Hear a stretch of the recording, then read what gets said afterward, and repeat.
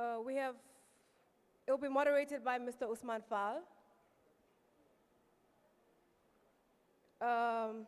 We have 4 panelists from MOPSE, Mohurst, the University of the Gambia, and the Supreme Islamic Council. I'd like to call on the panelists just to see if they're here. Bubangom. Bubangom. Yes. Please come on stage, Buba.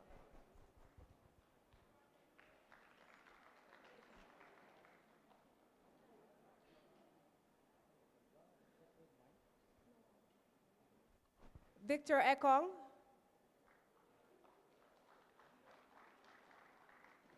And Dr. Babu Juf.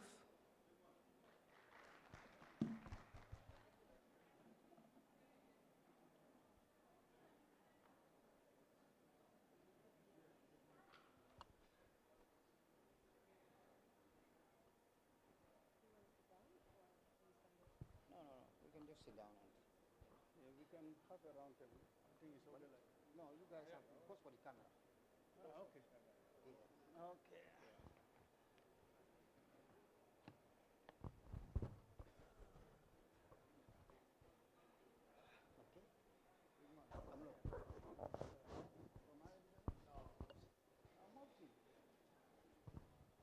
Yes, assalamu alaikum everyone. I hope you all had a great breakfast. Today, I'm glad to be moderating this important panel. And my name is Usman Fall. I'm the CEO of Fallen Technologies, and also an ICT tutor at Nusrat Senior Secondary School. And I have been teaching ICT for the past 12 years. So I believe it is my role today to be able to ask questions related to the topic today, which is embedding technology into our education system. So today the panelists today, we have a representative from the Ministry of Basic and Secondary Education, which is Dr. Babu Juf, who is the Principal Education Officer there. We also have Bubangom, who is with the Ministry of Higher Education as an ICT officer. And then we also have Victor. Can you please help me with your name, Victor? Is it Estienne Ekong? Huh? Yes. He's a computer science lecturer at the University of the Gambia. So we were supposed to also have a representative from the Supreme Islamic Council. So I don't know whether he's around or not, but I'll just allow these gentlemen to briefly introduce themselves and then the work that they are doing in their respective ministries. Gentlemen.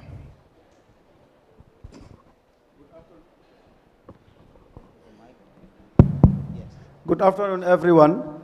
My name is Bubangom. I'm an ICT officer for Mohurst, Ministry of Higher Education, Science and Technology.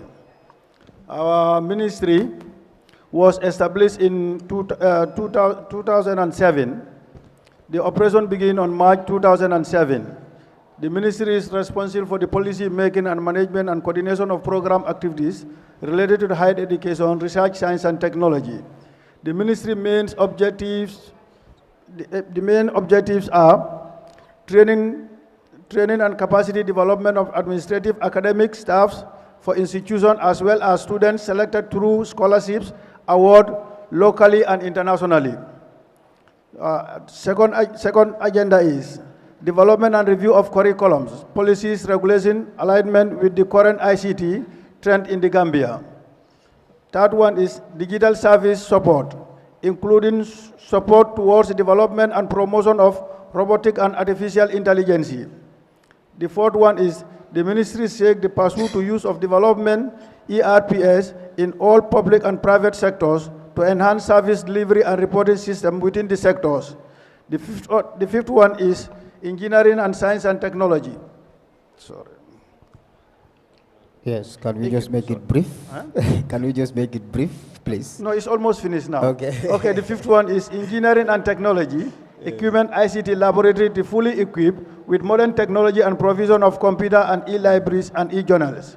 The sixth one is the openness of creating teaching libraries and labs and entrepreneurs to take up. The final one is provision of the scholarship, particularly ICT related field and tertiary education rebel in the country and abroad. Thank you. Yes, thank you very much. Thank you very much. Yes. Thank you very much, Mr. Chair. Good afternoon, my colleague, panelists. Good afternoon to you all, our audience from respective institutions, boys and girls, especially my colleague teachers and students from across the region. I am Dr. Babu Juf.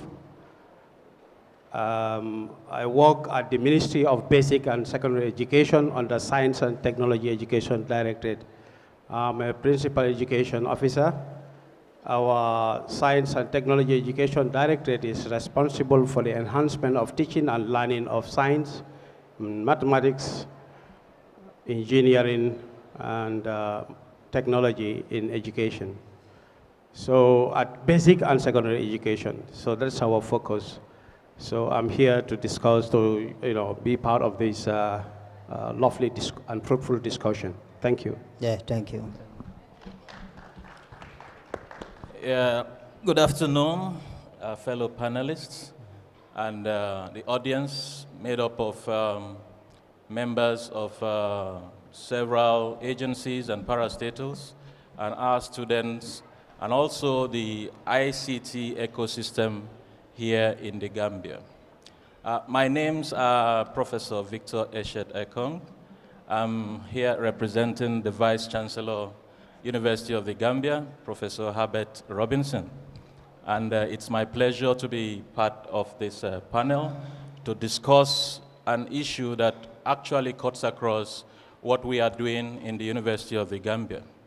I am the acting head in the School of ICT, and there are so many things that the ICT as a field has contributed to the growth and to the progress in the area of science and technology, business, and many other fields.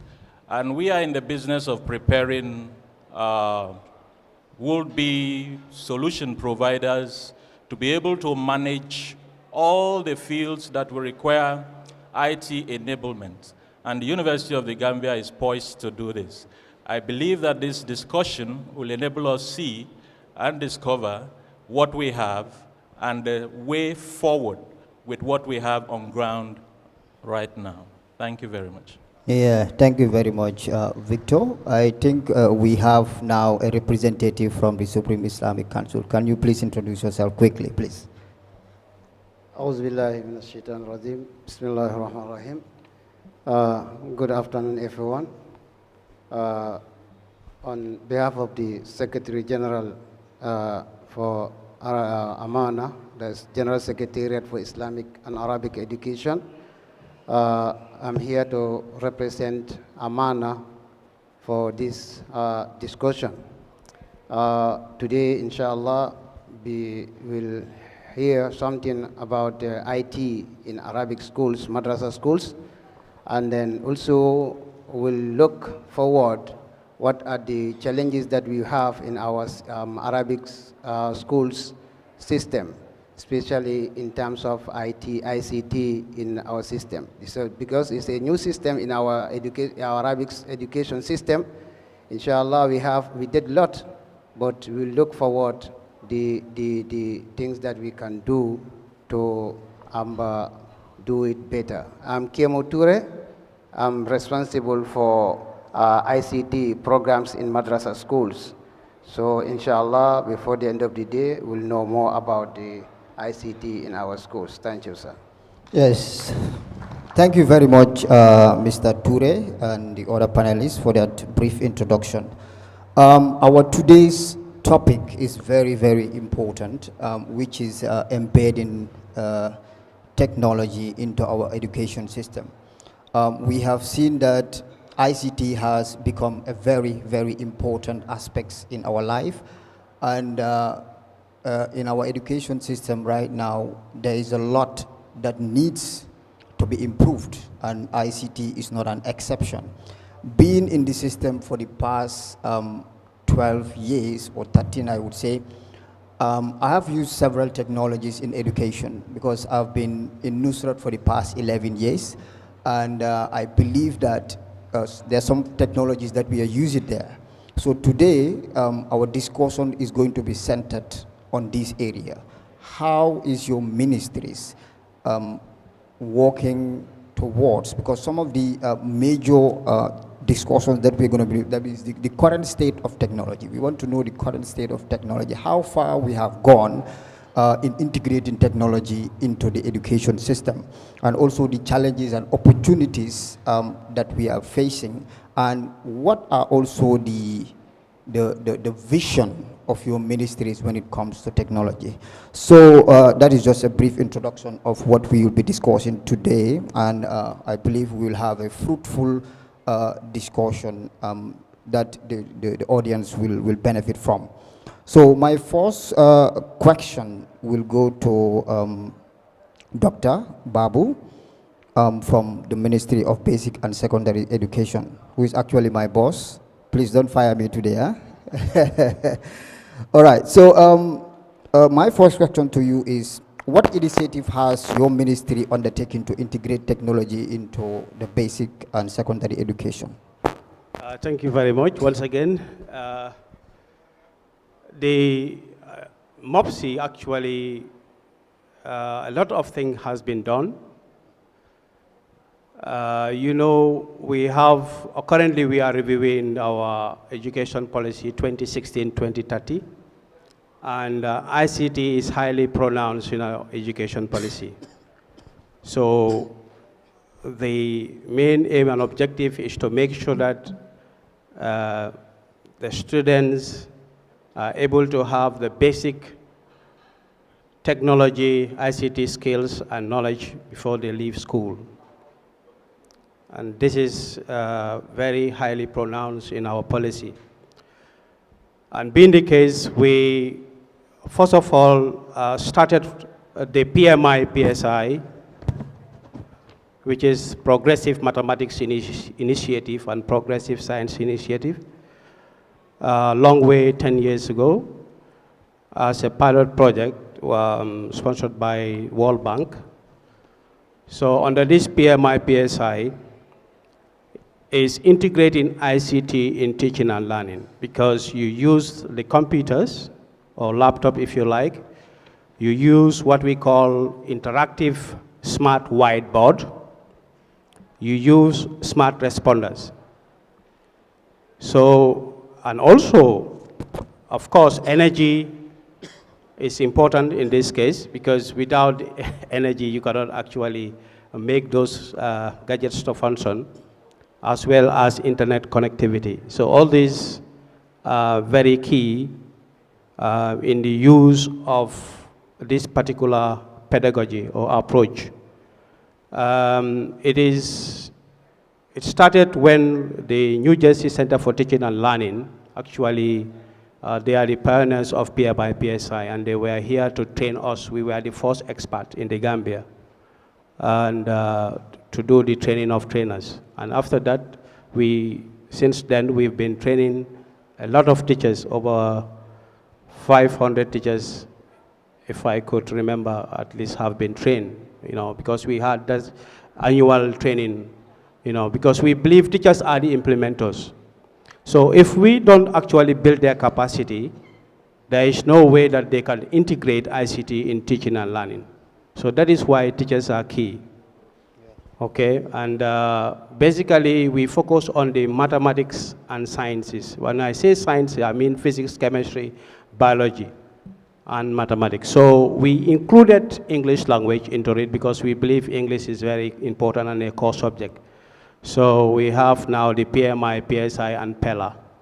So this is very key, and the reason why it was introduced is to make sure that we have so many of our students opting for sciences, because we believe the approach would be able to, encourage or improve students' performance, especially in the science and mathematics area, because these are very difficult areas, as many actually claim it to be. When you say science and maths, it's just difficult. Exactly. So that is why we came up with this project. We started with 12 schools and later expanded to 24 schools. Now we want to roll it out to all the regions across all schools, because we believe that it can really improve students' performance. And that has been also indicated in the World Bank research that was conducted, a report, very positive about the PMI, PSI. So I'm happy to tell you that, we have the experts in the Gambia to train teachers, and even some of these experts, among myself, including myself, we are fortunate to train 750 teachers in Nigeria as well to integrate ICT in teaching and learning. So 750 teachers in Nigeria, Abeokuta, with the experts from the Gambia. So that was very great. So we have the expertise, and we're doing very well in that area. And the other area that I want to talk about is, to appreciate UNESCO. Some organizations are actually helping us, to build the capacity of our teachers. And UNESCO, NATCOM, was able to do that, and we train about 50 teachers. Because if you ask teachers to actually use ICT in their daily lesson, and these teachers cannot use the laptop like effectively, they don't have the basic skills and knowledge. In other words, it's going to be difficult for them. So that is why it is important, and we noted that every teacher in the Gambia should have a basic computer skills and knowledge to be able to use those skills and knowledge to integrate ICT in teaching and learning. If you do this, you realize with the PMI, PSI approach, you are able to better cover the syllabus and foster better understanding,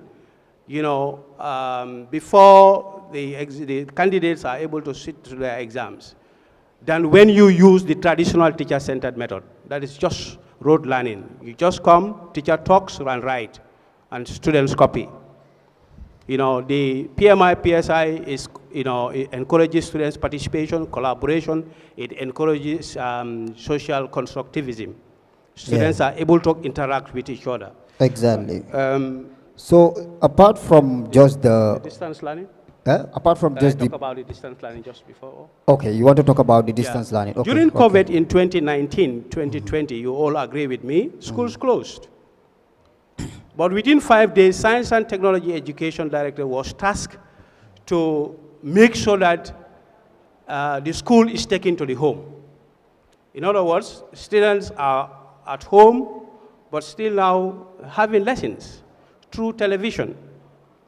Those lessons were developed by our directorate through the support of the ministry, and we were able to do as many lessons as possible and send them to televisions, various television stations and radio stations. You were aware of that, I believe, most of you. And we after some time, we conducted a research to see how effective these were, the interventions were.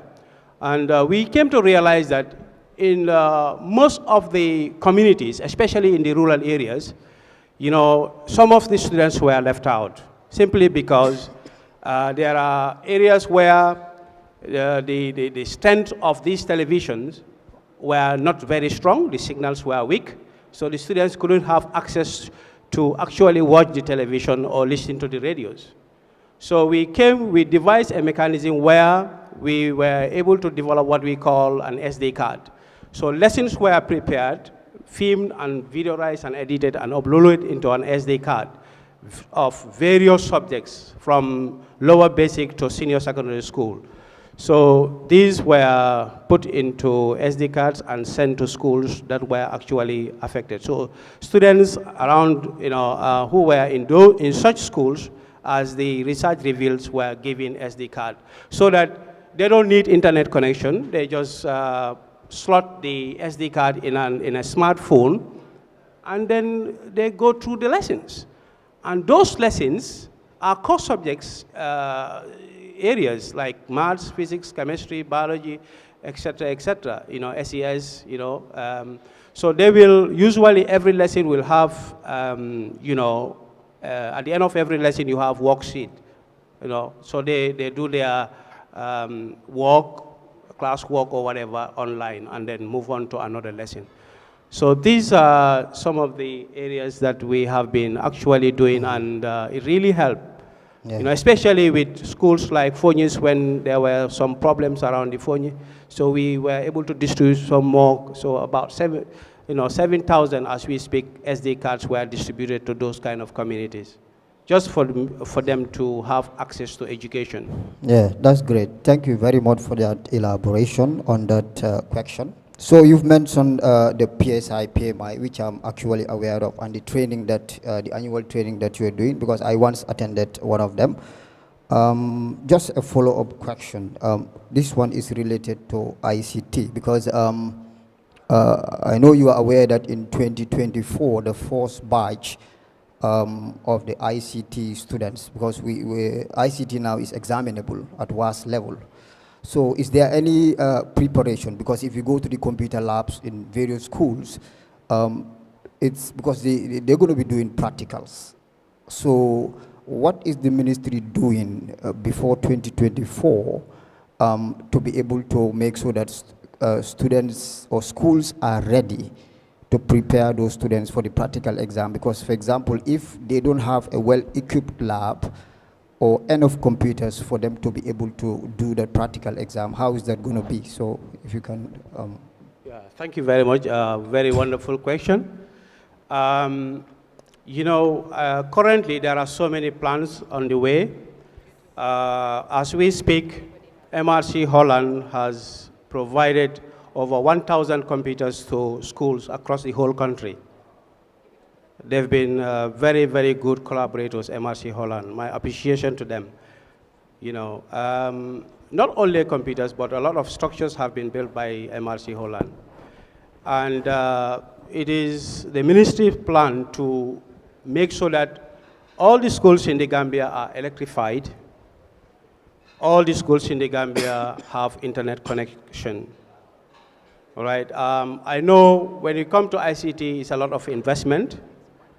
But there is no way you can talk about digital transformation without actually providing the necessary, equipment. So these are on the way.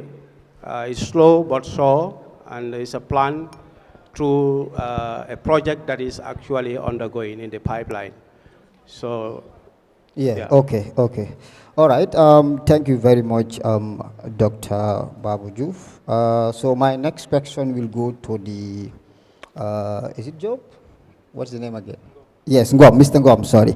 My question is, how is your ministry promoting the use of technology in higher education or higher education institutions? How are you? Okay, thank you very much for the wonderful question.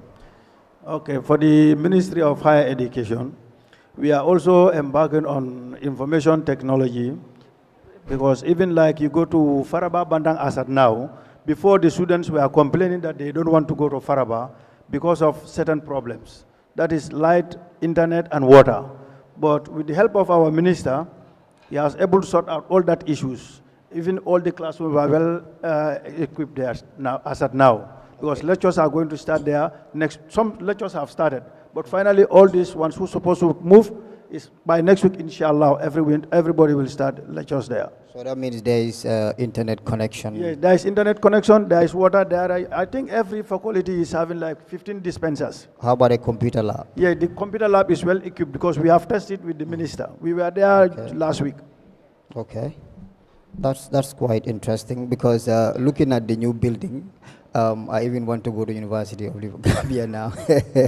Yeah, so that's quite important that the ministry is looking into improving or promoting technology at the University of the Gambia. Yeah, so I will come back to you. So my next question goes to Mr. Victor of the University of the Gambia. Could you please, Victor, are you here with me? Okay. Could you please share specific examples of technology integration at the university level and how has it impacted students and the faculties? Thank you very much for that question. The University of the Gambia has been in existence for over 20 years now. And as a university, it is given the responsibility to train students who have passed through some level of education in secondary school, and they are ready to now pick up specific courses of interest for which the university has these programs rolled out. And so for the past 20 years, University of the Gambia has been running first degrees and second degree programs, and they've churned out quite a number of graduates that have added value to the Gambia in terms of providing expertise in every one of their field. You all agree with me that ICT has permeated virtually every strata of society now. And in the School of ICT, which is a school in the University of the Gambia, it came into existence since 2005.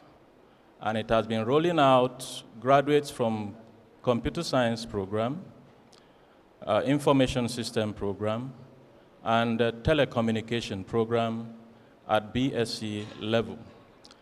Recently, beginning with the last academic session, we had started a postgraduate program in computer science, that is MSc Computer Science. We have MSc Telecommunication. And just of recent, we have approved the rollout of a master's in information systems that will come on board January 2024. As a School of ICT, we are poised to develop students to become solution providers in the field of ICT. The University of the Gambia, in its present location at Kanifing, where we have the School of ICT, had made remedial provisions of facilities that will aid in the training, the pedagogy, and the curricula that will position all the students that it trains to be useful in providing solutions in every area in the society and in every field. And we are proud to say today that there is no agency in the Gambia or institution in the Gambia right now where ICT is utilized, where we don't have our graduates that are functionally providing solutions. Also, because of the sensitivity of the school, we have aligned our curriculum with existing realities in the world. I came on board in the year 2021, and I was vested with the assignment of reviewing the curriculum that we have in the school. And what I saw was that already, University of the Gambia was already running programs that were in line with programs you have in schools such as MIT, various universities in the UK, and I was impressed.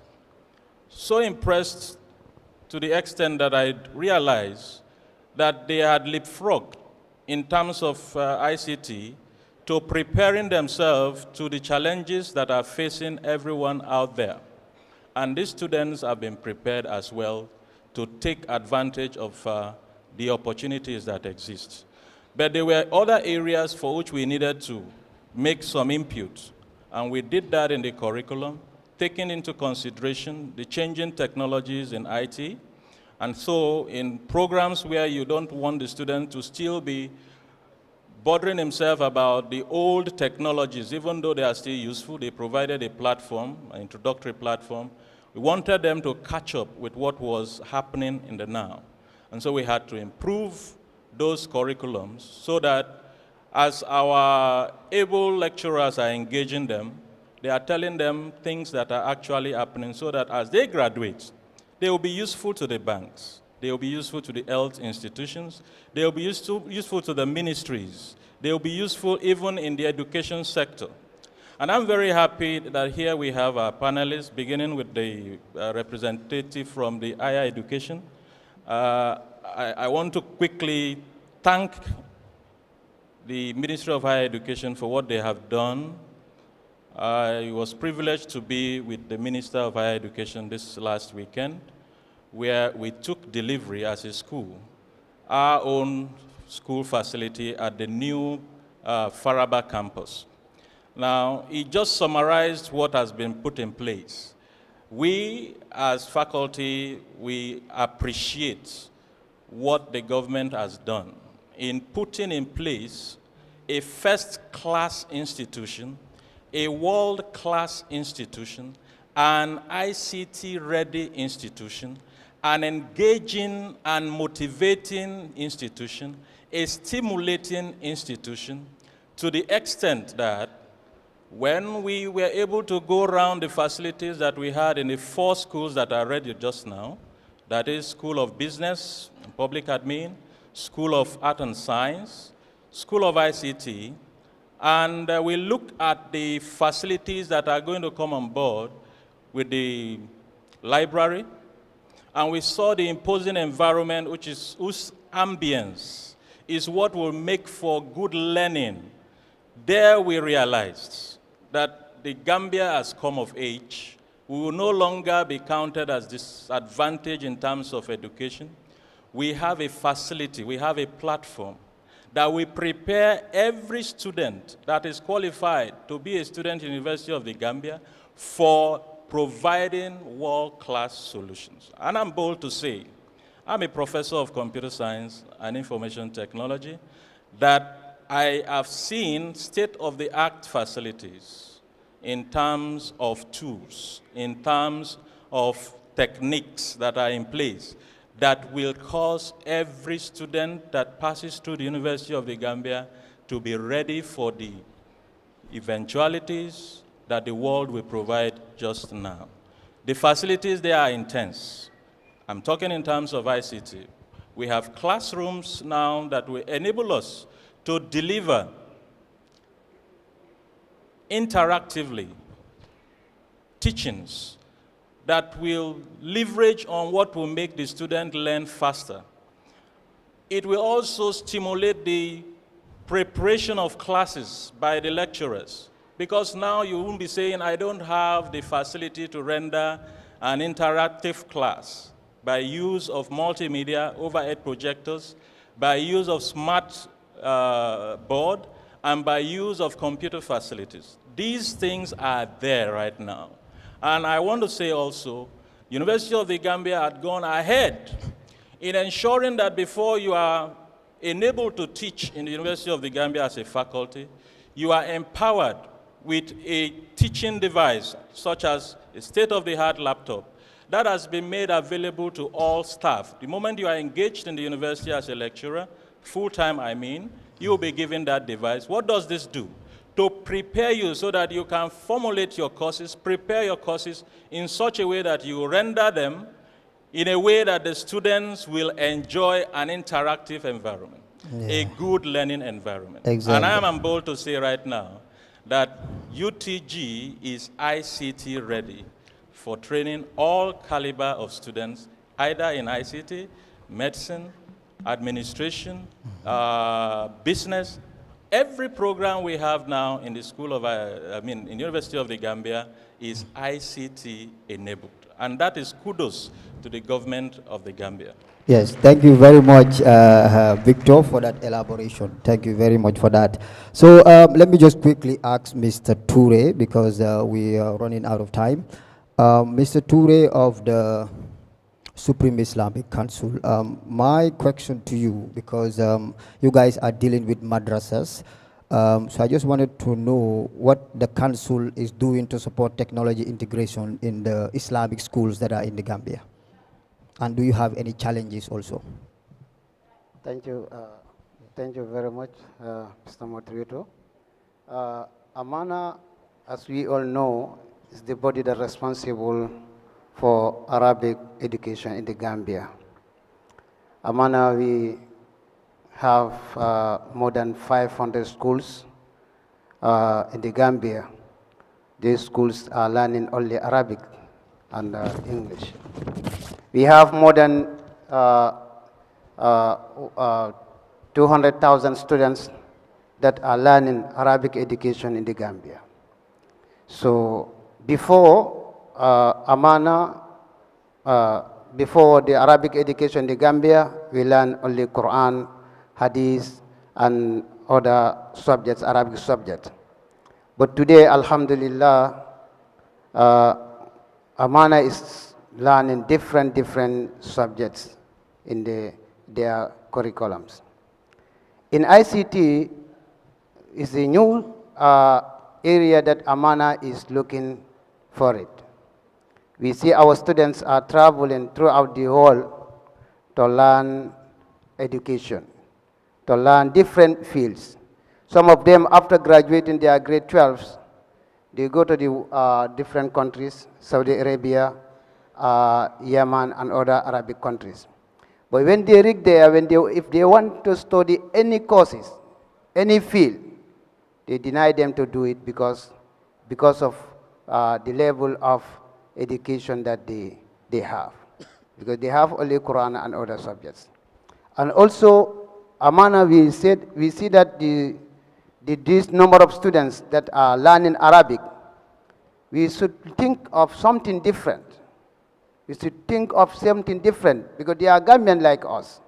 So we have to provide something for them so that they can be the same level with others. So Alhamdulillah, now we introduce the ICT in our schools. ICT in Arabic schools now is fully, we are ready to take our students in ICT. MashaAllah. That is why we form a team. Each school, high school in the Gambia, we have a team there where this team will train them in ICT so that after training them, they will go back to their school and take the students in ICT. Because we know, before Arabic students, even to open WhatsApp group, WhatsApp messages, it's difficult for them to do it. Because they don't know it. They don't know it. They want to do it, but they don't know it. Because it's not in their curriculums, they are not learning it. But after we introduce this in our schools, we have more than 115 senior schools in the country. We want all these schools to have ICT in their schools. Inshallah. Inshallah. So the challenges, there's a lot of challenges there, because we introduce the system, the system, but we don't have the materials that will enable us to learn these things. The schools are there. The computers that we need to give them so that they can learn is not available. There's nothing. I can tell you, out of these 117 schools, only one school that is, having computer systems. The rest, they don't have it. They don't have it. What we do is, we just ask the students to bring their own laptops, so that we can teach them, so that they can have ideas on this ICT. But really, we are doing our best to introduce ICT throughout the country, all our schools. And with the help of when we have sponsors, inshallah, the program will go smoothly. Thank you But very we don't much, have Mr. anything Ture. to Thank do. you very much. Yes, I think that is very important that you guys are trying to integrate ICT education into the madrasas. This is actually so the ministries are here and they heard you, so I believe they would be able to do something and help. Yeah, so they said we are running out of time, so I just want to give you one minute each to just do a closing remark, please. Just a minute, please.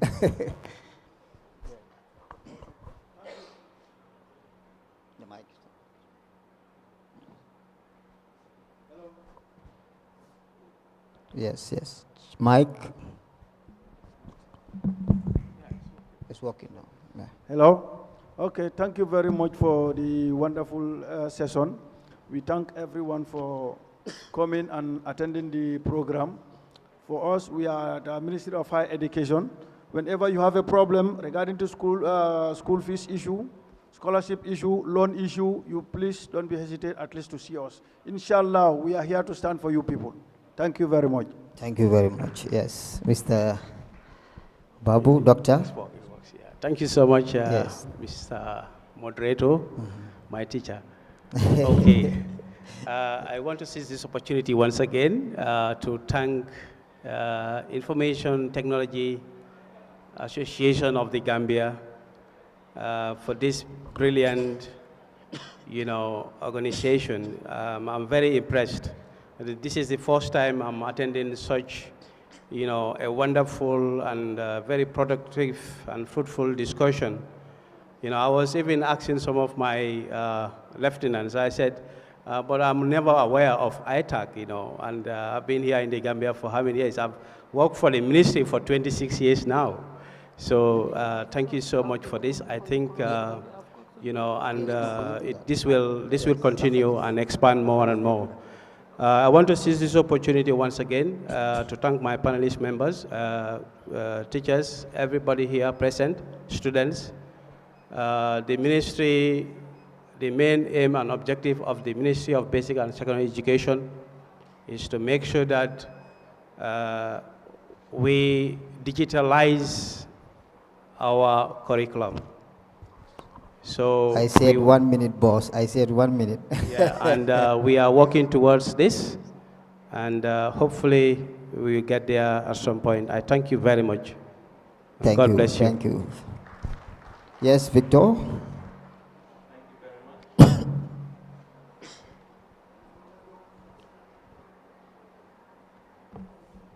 Yes, just give him the other mic. Yes.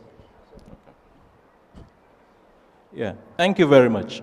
I want to use this opportunity once again on the behalf of the Vice Chancellor, University of the Gambia, Professor Herbert Robinson, to appreciate ITAC for this platform that they have created for us to at least share the recent experiences that we have as a university, and also to be able to pass across the message that the University of the Gambia is now an ICT-driven university. Embedding IT in our education is now a done deal, because our teaching and then our curricula, the pedagogy will now be rendered following ICT-driven initiatives. And I want to thank ITAC for creating an ecosystem to bring all the providers, solution providers, these startup companies. I've seen some of them here, like Asutech, that some of our graduates are part of in bringing solutions to some challenging problems here in the Gambia, and to inform everyone that University of the Gambia is ready, and it is ICT ready. Thank you very much. Thank you very much, Mr. Victor. Yes, Ture, just briefly, huh? Thank you, Mr. Moderator. On behalf of the Secretary General for Islamic and Arabic Education, Amana, I would like to thank everyone for coming to attend this program, and also thank ITEC for inviting us, because this is our first time to attend this program. Also,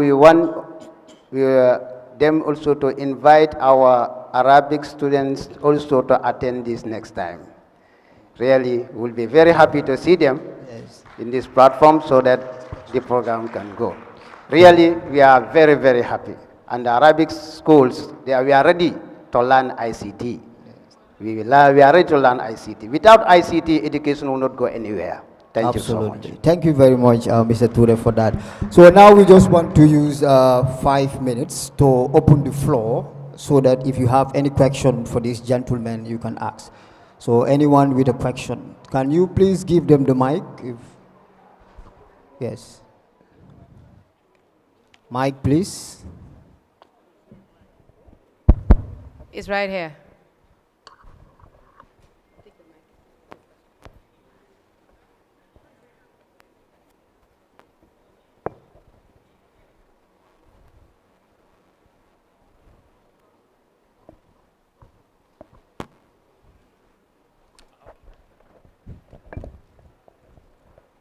Okay. Good afternoon. Afternoon. Okay. My question goes to Mr. Ture. As he said, Amana is doing fine on seeing that the Arabic school are also get the knowledge in ITC, and that is very good. And he did mention also the Arabic school, the system that they are learning here, if you look at the system that we have here and the system Arabic school that we have in other countries is quite different. That's why if they go out to get enrollment in other Arabic school in the world, it will be very difficult. So I am sending this message to Amana for them to revise their subjects, their subject fluids, for them to revise their syllabus, because as I am speaking, I got an experience in other Arabic school in Senegal. If you look at the subjects that they are learning and the activities that they are trying to put in their students, and that is very different. So now, the message is, the Arabic school that we have in the Gambia here, for them to get the number of subjects that we are learning in the schools, in the English schools, because if you look at the Arabic school that we have here, they only learn Arab Sunnah.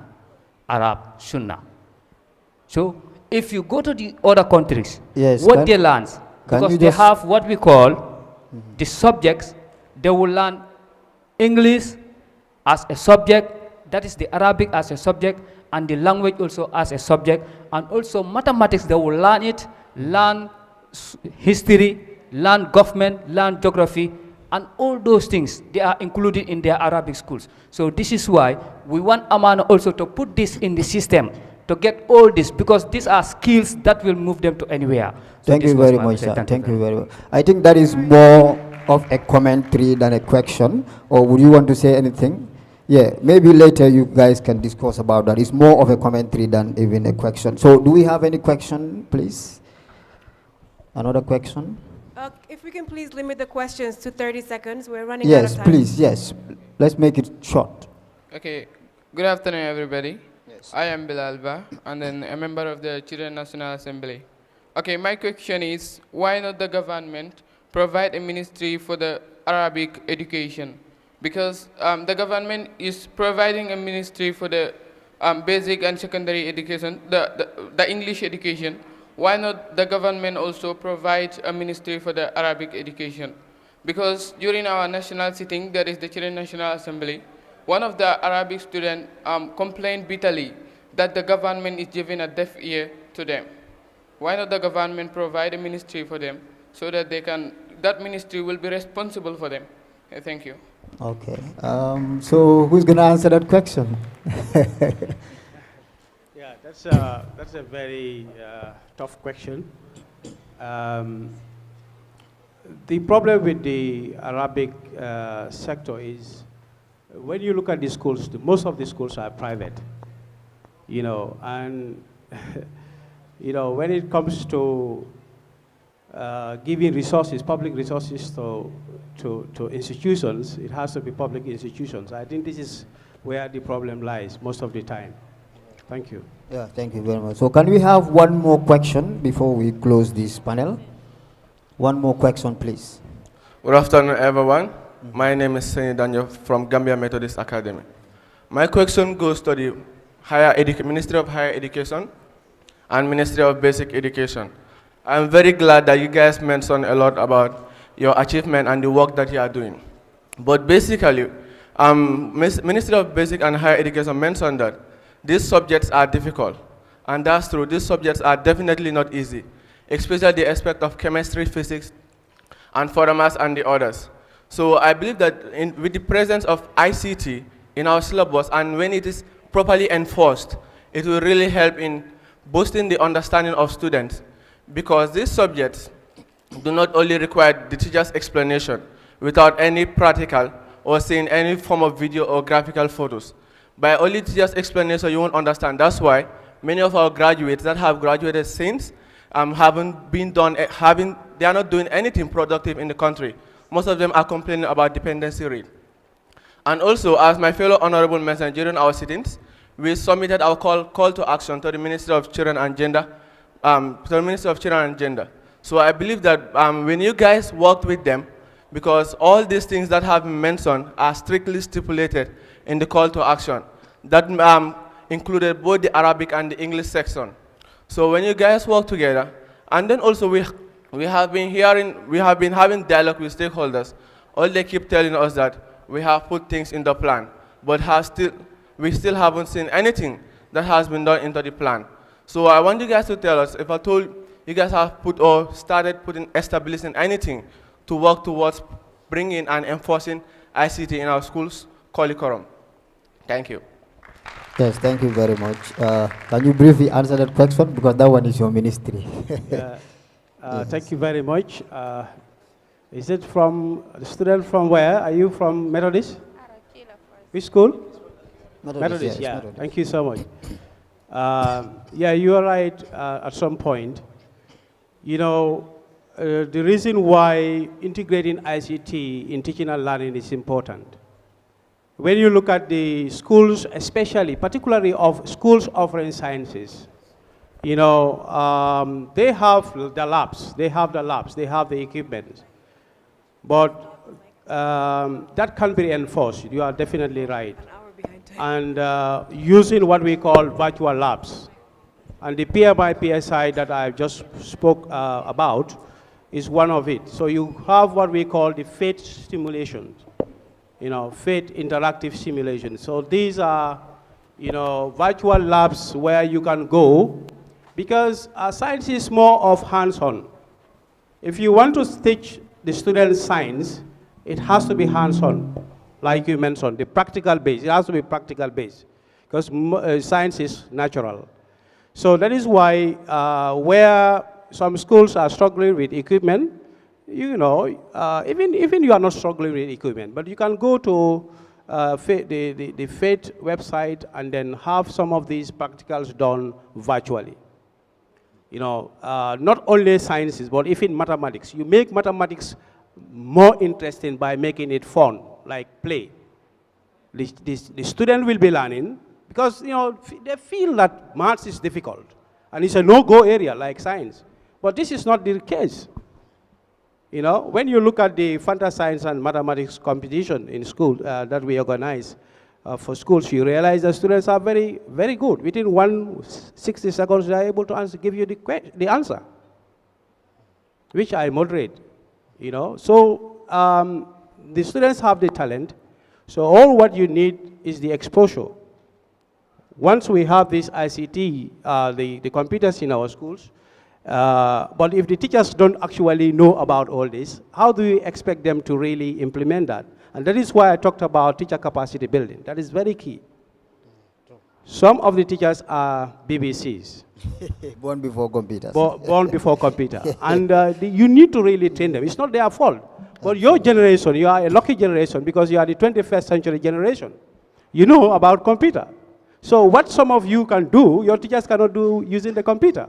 Yes. So this is the thing, okay? Yes. But definitely, So the time rest is up. assured, we will do all possible means to make sure that ICT is integrated in our teaching and learning to improve your performance in the schools. Thank you very much, Dr. Babu Juf, for those and all the other panelists. I think we needed more time, but unfortunately, time is against us because I had more questions for you guys. But I think you have done justice, and then the audiences also have learned something from today. So time is up, and thank you very much for this, for your time. Thank you.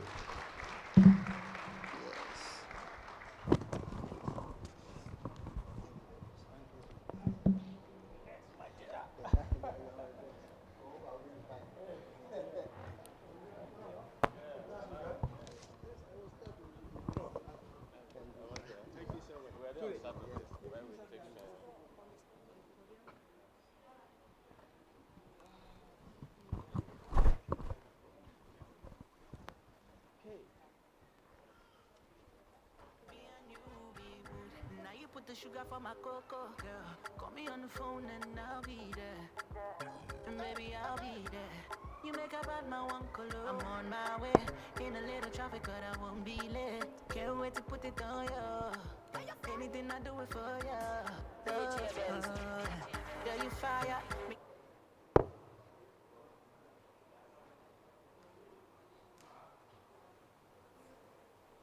Good afternoon, everyone. Thank you for joining us today. Now we've reached the most important and most exciting part of this event, which is the pitching competition. The Gambia Tech, in partnership with Waveit and iTag, is thrilled to host the iTag EXPO Competition Contest 2023. This event aims to promote innovation and entrepreneurship in the field of communication and technology by providing a platform for inspiring tech entrepreneurs to showcase their groundbreaking ideas and projects. Without further ado, I would like to introduce our judges for today. We will be having Mr. Babakar Koli from the Gambia Tech, Dr. Jojon Dur Tambaidu from Insys Global, Fatu Aymanjai from Fatima Ancor, and Kara Jeng from Gisco. Can you please join us on stage, please?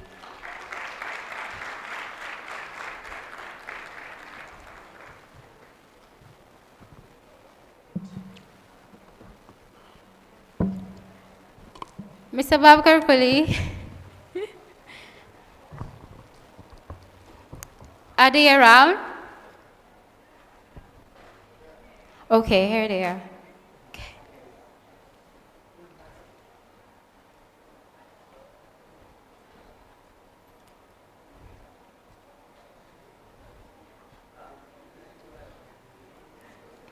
From the pool of applicants, 4 startups were selected as finalists. The startups are Quartec, Smiling Coast Tourism, Present, and Wico. Each entrepreneur will be given 5 minutes speech and 5 minutes question and answers from the judges. The winner will gain access to the Gambia Tech Incubation Program, attend the Taranga Tech Annual Gathering in Senegal with an Android tablet, and also get the chance to exhibit we will also get the chance for an exhibition booth during the Gain Investment Day. The second winner will be given access to an incubation program, an Android tablet, 1 month digital marketing package, exhibition booth during the Gain Investment Day. The third winner will get access to the Gambia Tech Incubation Program, 1 month digital marketing package, and exhibition booth during the Gain Investment Day. I would like to call on the first startup that will be pitching for today, which is Quartec. Can you please give him a round of applause, sorry. Okay. Quartec.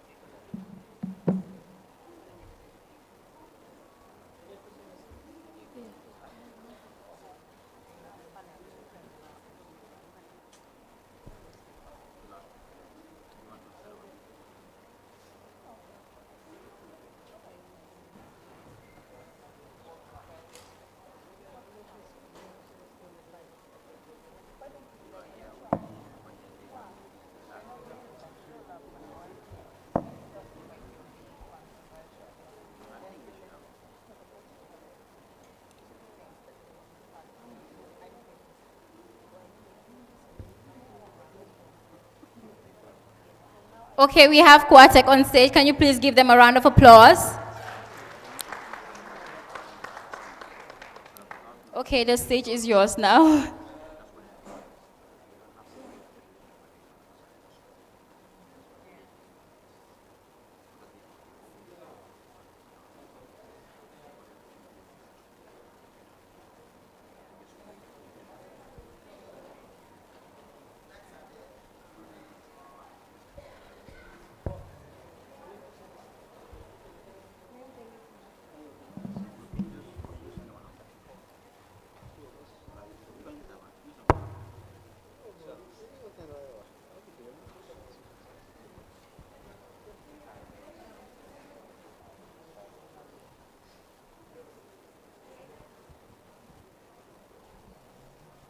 All right.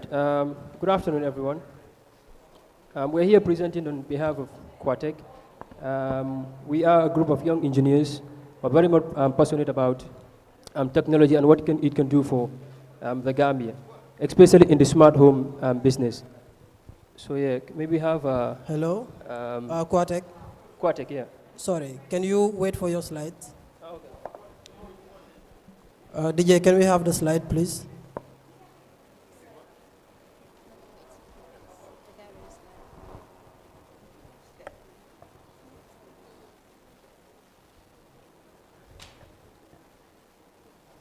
So thank you, Quartec. I think you have 5 minutes on the go. And for these 5 minutes, you can pitch. And after that, we have 5 minutes for question and answers from the judges. So you have 5 minutes from now. Please, who's controlling the slides, please? The slides.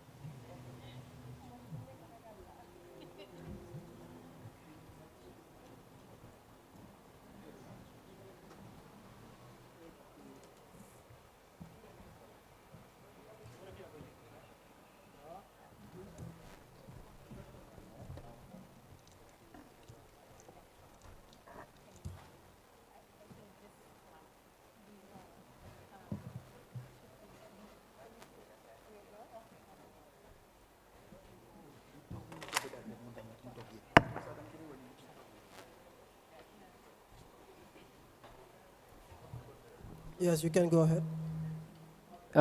As I alluded to earlier, we are a group of young engineers in the smart industry as starters, okay? So based on some of the projections we came across via our research globally as well as locally, we came to understand that this home automation business is would quite be a good startup in the Gambia, okay? So you can see, we have other things in our bag, but primarily we focus on the home automation.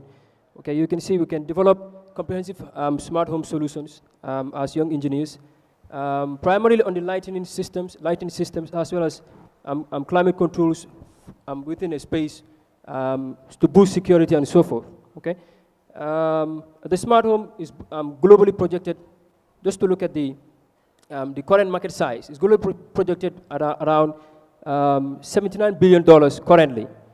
Okay, and it's locally in the Gambia, it's expected to grow by at least around 14% from here to 2028. So it means it's an area that we can exploit without a bit of a hunch. Okay, so we want to introduce what the smart home is all about. Okay, for those who are not engineers and don't understand how it works. Basically, it's an interconnection of devices.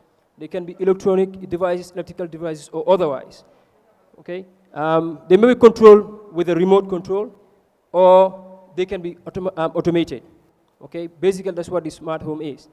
Okay, yeah. So we have some of the benefits. First and foremost, if you have an autonomous control over your devices, one thing it can do is help you save energy. Okay, help you save energy. In doing that, it's also helping you save cost.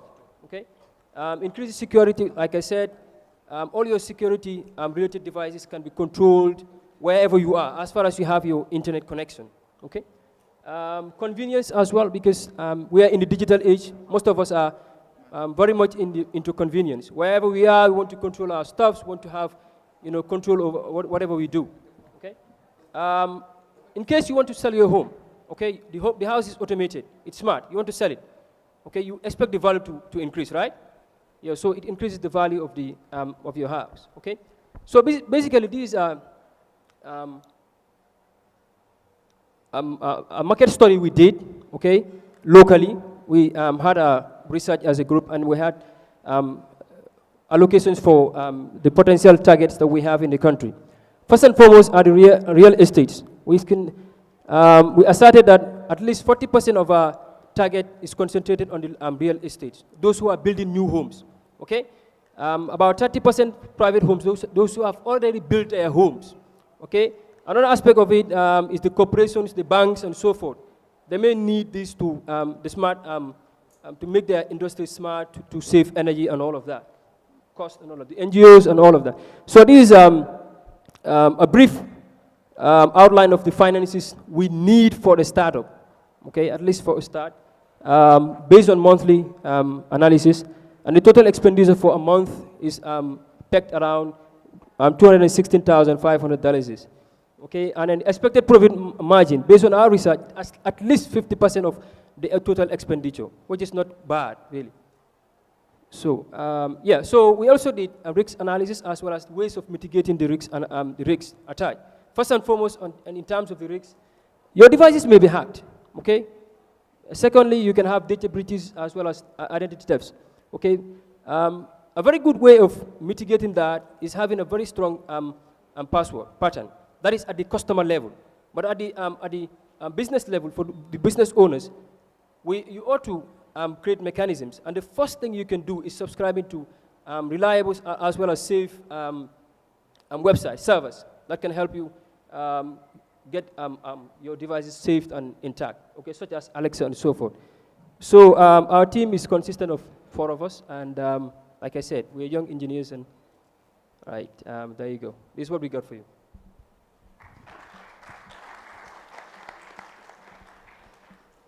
Thank you. Quatek, I didn't get your name. Sorry again. What's your name? Mbai Juf. Mbai Juf. Okay, Yeah. thank you, Mbai. So you have 5-minute questions and answers from the judges. So if you guys have questions. Hi, Mbai. How are you? Good, alhamdulillah. Thank you for your presentation. I have 3 short questions. What's your unique value proposition? What's actually the demand for this? But also, what problem are you trying to solve? Come again, please. What's your unique value proposition? 1.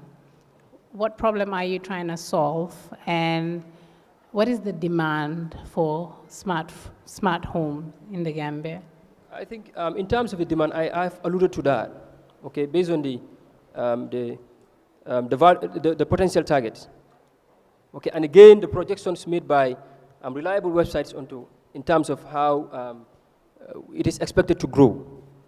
I hope you understand me. Okay, so value proposition, you can answer that. Value proposition. Okay. And what we are trying to solve. Please. Okay. So what we are trying to solve here is, for example, when you have a home and you on your devices like an AC or heaters, and those kind of devices are devices that consumes a lot of electricity. So once you turn them on and you leave your home, maybe you forget to turn them off. So wherever you are, once you are connected to the internet, you can turn them off remotely. So that will enhance in you saving costs for your energy bills, problems such as those.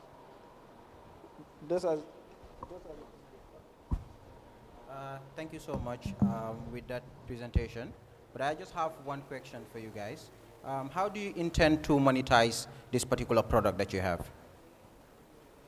Okay, in monetizing this project we are doing is, once we build this smart home, for you to access this Alexa so that you can control your home appliances using your mobile phone, either by voice command or sending text, you need at least yearly subscription. So once you subscribe to us yearly, maybe we charge some money to the subscription. So once we got a lot of customers, that will bring profit to us. And also, if you have a home, we charge you for installing these devices to your home. So I didn't get it. Who are you charging in this product? Who are you charging? Okay, right now we are startups. Mm-hmm. So we target the real estate owners and the homeowners. Once they need this product, we install it for them and they pay us. Can you give me a rough estimation of the prices of what you're going to charge for this? To be honest, we haven't come up with an estimation because what we have is only an experiment. We've had experiments and it worked. Okay, we've created a time span so that to at least give us a little bit of guarantee, and it's working. Okay, so basically that's what we have. So as of now, it's not a prototype, it's just an idea. We have a prototype. A working prototype? A working prototype. Okay. Exactly. Have you been testing it or what? Yes, exactly. Last year around this time, we showed one of our projects to the president. Okay, thank you so much. You know, in terms of every business needs marketing, visibility, and awareness, how are you planning to market this, get the visibility and awareness that you need in order to get the clients? What is your marketing strategy? Yeah, we wanted to allude to that, but then we only had 5 minutes, so we had to cut everything short. Yes, on the marketing side, we wanted to make sure that we use all social media platforms, okay? Get things right, at least at that level, okay? We also wanted to have maybe face-to-face meetups with real estate owners and all of that. So we want to explore all platforms, okay? Designing flyers and all of that. We've even started designing flyers and all of that, so yeah. Okay, thank you, Kwatek. Now, how many members, team members do you have? 4. 4? Yeah. And can you specify exactly what is their role? What they're doing? What is their task? Come again? What is the task of each and everyone in the team?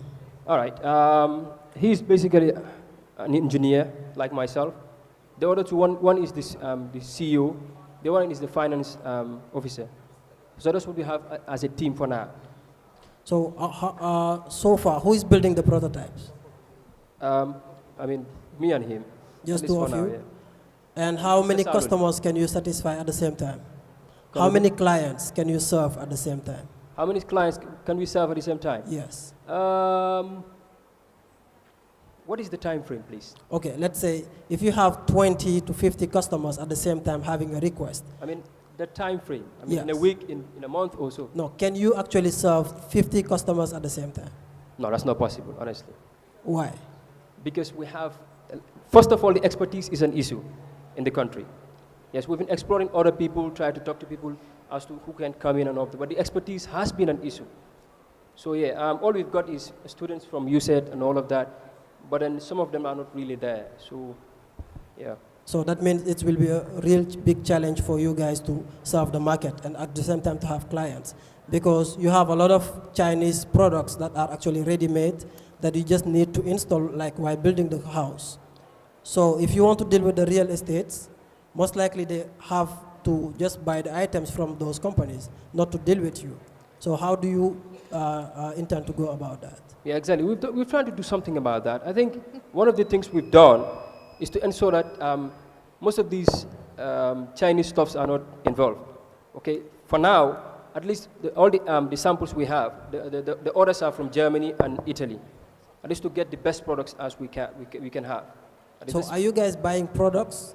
Yes, and we're install them, or are you creating products? We're buying the kits, but we're creating the house. I mean, connecting the devices and all of that. Even the programming is from us. Okay, thank but you. But then the kits are from Germany and all of that. Thank you. So it's still not clear. Is it a software you're downloading, or you have a particular device, but also, are you scared that this is going to be redundant because you have a lot of smart devices anyway, so in the near future you'll have smart devices and no one will need your service? Are you scared of that? That's one. And secondly, can you further explain what this is? Is it a software? Is it a device? Do you have an example of it, or how it works? We have examples, but it's a smart home. We couldn't bring it here. It's rather impossible. Huh? So it's not a software you're downloading? No, we're not downloading software. So you have a device. A device. Exactly. We program the device to do certain things. Yes. Okay? But now, what I'm saying is now, with, let's say, washing machines, whatever you have in the homes now, they're making ones that are smart already, and you can program, right, and connect with your phones, etc. So how sustainable is this idea with emerging technologies, etc.? What we're saying is, at least at the Gambian level, we're not yet there. We want to make sure that it's in phases. Okay, there are homes who cannot afford, most homes cannot afford those, whatever you're saying. Okay, so we want to make it into phases. First of all, we want to start with the lighting systems. Okay, if you're able to control your lighting system, it goes a long way to at least mitigate whatever cost you have at the end of the month or year. Okay, number two, to take it to the security level for those who have whatever it takes. Okay, then to the climate, to the weather condition of the house and so forth, the ACs and all of that. Yeah. I think Dr. Georgia already asked this question, but I'm not sure if you answered it. What is your unique selling point? What is the competitive advantage that this has over everything that's out in the market right now?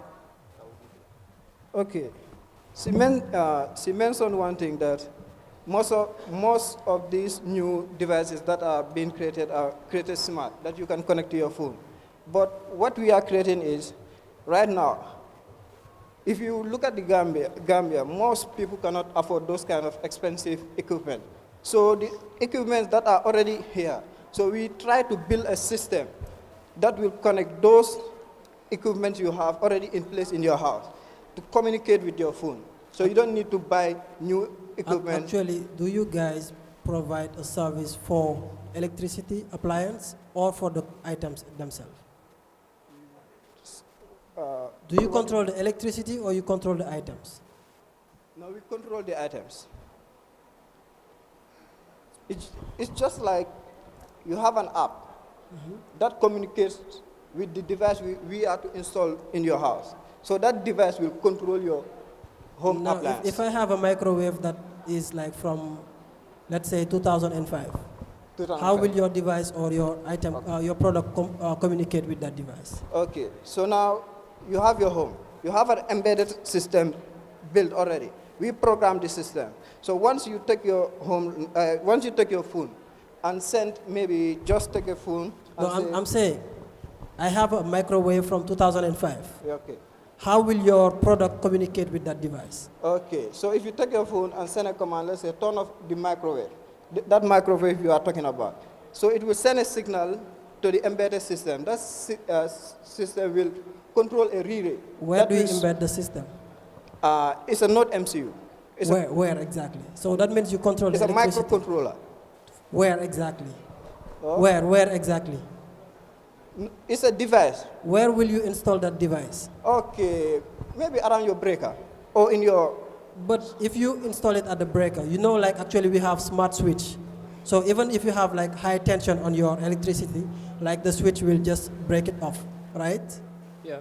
Yeah. So what is the difference between those smart switch and your device? The difference is when there is no high tension. I hope you get it. When there is no high tension. Suppose you are in your office. You forgot to turn off your AC or whatever you have at home. You can simply turn it off, turn it on, or whatever you want to do. So that means you control the electricity, right? Exactly.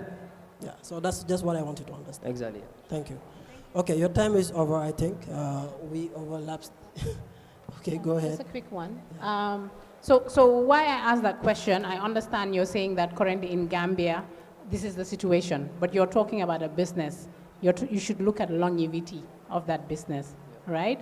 But also you mentioned that it's going to save you energy costs, but you have no idea how much you're going to charge. So yes, so then that's an issue. I mean, am I actually paying a subscription that's a lot more than what I'm saving? So it's important that you do your research. And at this stage, you should know how much you're going to charge before you even have those projections that you're showing. Yeah, we have pegs. We've pegged certain things, okay, as to what to expect in terms of charging and so forth. But then it's not certain. And we don't want to speculate here. That is the fact. We don't want to speculate here. Because, like I said, we're only starting. Okay, we haven't had customers or whatever. Okay, what we have is a prototype, and we're trying to sell it out. Connect with people and sell it out there. So that's basically what we're trying to do. Okay, thank you, Kwatek. Thank you. Thank you, Anne.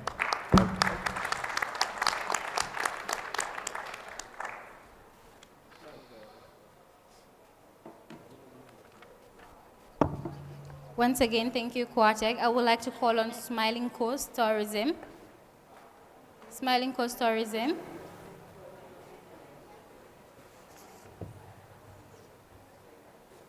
Smiling Coast.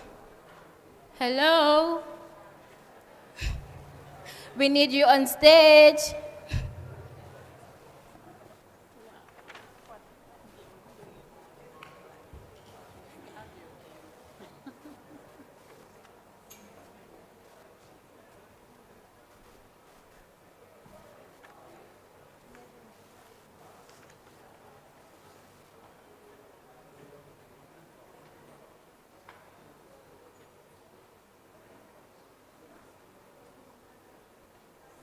Okay, welcome Smiling Coast Tourism. Can you please give her a round of applause?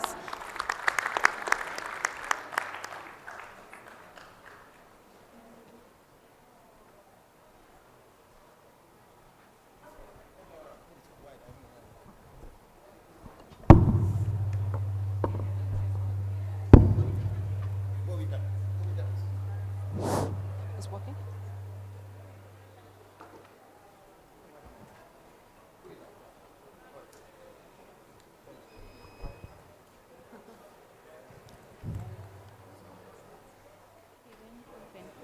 Yes, go ahead. You have 5 minutes. Good afternoon, everyone. My name is Amatulai Jallo.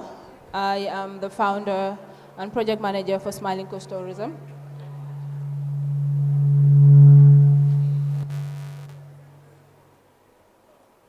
Can I start? Can I start? Thank you. Can I control my slides?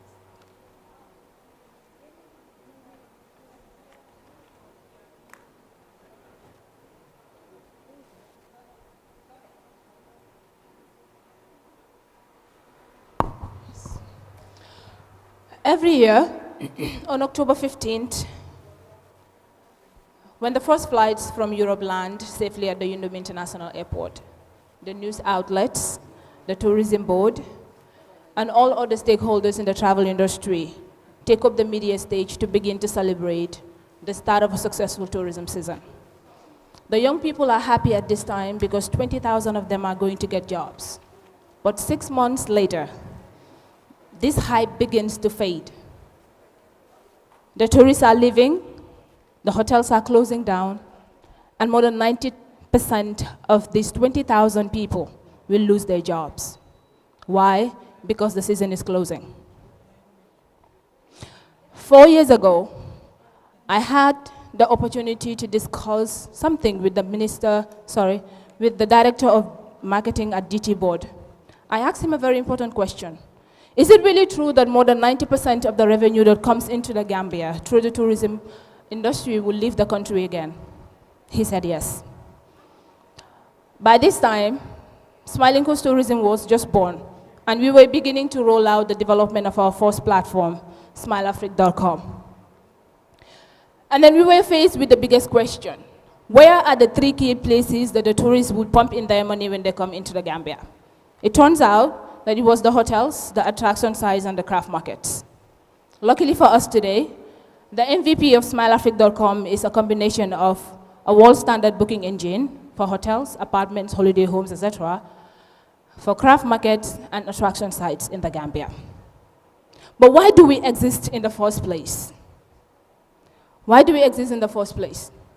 The Gambia's tourism industry is so overwhelmingly dependent on foreign services and foreign tourists. As a result, they are forced to pay high commission rates on international platforms to sell their hotel rooms. The result of this is high rates of hotel rooms. As a result, Gambians are unable to afford them. This high cost of rates also plays a part of the Gambians not being able to go to these individual hotels. And as a result, our local tourism market is very low. In events where we have COVID-19, for example, the Gambia's tourism industry is doomed. Why? Because we don't have any local tourism market to fill the void, and the young people are getting out of work. What is the solution? Smileafrica.com. A platform that helps the hotels to list their properties at 50% less than the cost that they're going to spend on foreign platforms. A virtual craft market and attraction sites. This is going to help the Gambia to promote local tourism because we are going to charge way less, 50% less than they used to pay. And as a result, hotels can charge lesser rates, and Gambians like you and I can actually enjoy these hotel rooms without the premium price tag. Just a reminder, you have less than 3 minutes to go.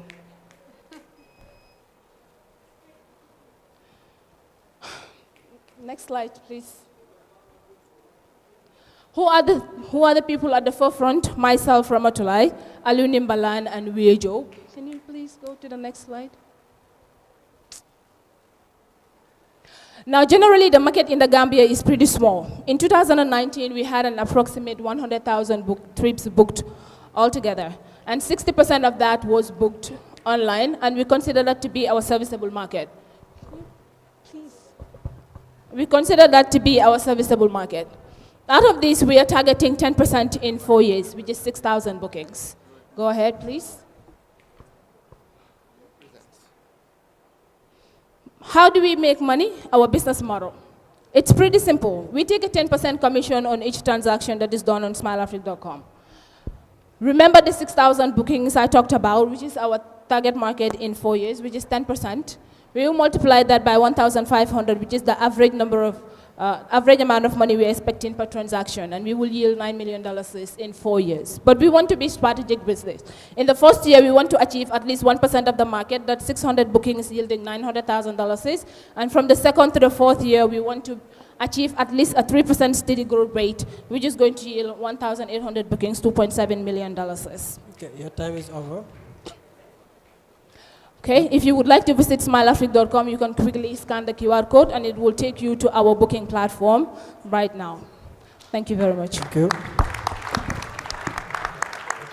Just a reminder, judges, we have less than 5 minutes. Okay, so we have 5 minutes for the questions. Yeah. Thank you so much, Ami. Was it? Yes, Ramatulai. Yes. So I see you say that people can pay, they can get deals 50% lower than what these sites like Expedia, Booking.com are using. Can you explain to us how that's possible? Sorry, can you say that again?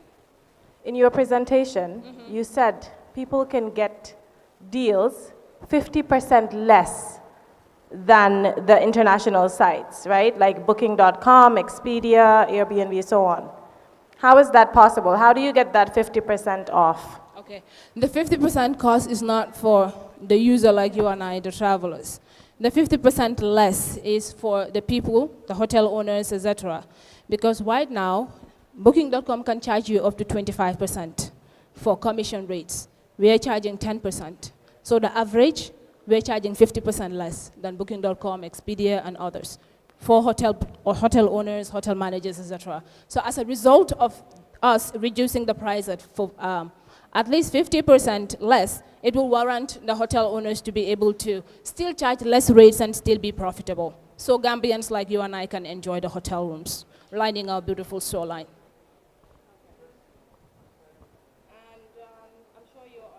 Media? Yes, we are. What is your following?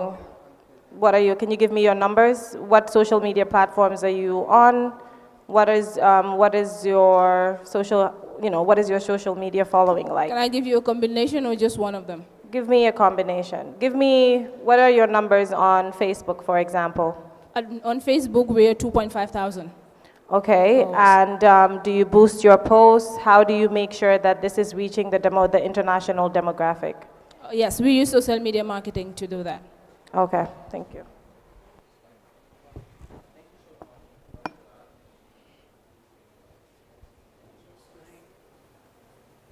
Thank you so much, Ramatulai. I just have one question for you. How do you see yourself growing into this space? How do I see yourself growing into this space that you're in? How do I see myself growing? Yes. In the space that I am in? Yes. Okay, thank you for the question. Smiling Coast Tourism sees itself growing with the help of the Gambian people. We want to build a strong internal market. We want to have the back of the Gambian people. So when we build a strong internal market, then in the next 2 years, we want to start reaching out to other African countries with similar market to the Gambia, like Nigeria, like Sierra Leone, etc. Like neighboring country, Senegal, with the only difference being the language, which technology can actually take care of right now. So at the moment, our growth strategy is to build a strong market internally in the Gambia, first of all, then reach out to other countries that have similar market to the Gambia. Hi, Ramatulai. That was a great presentation.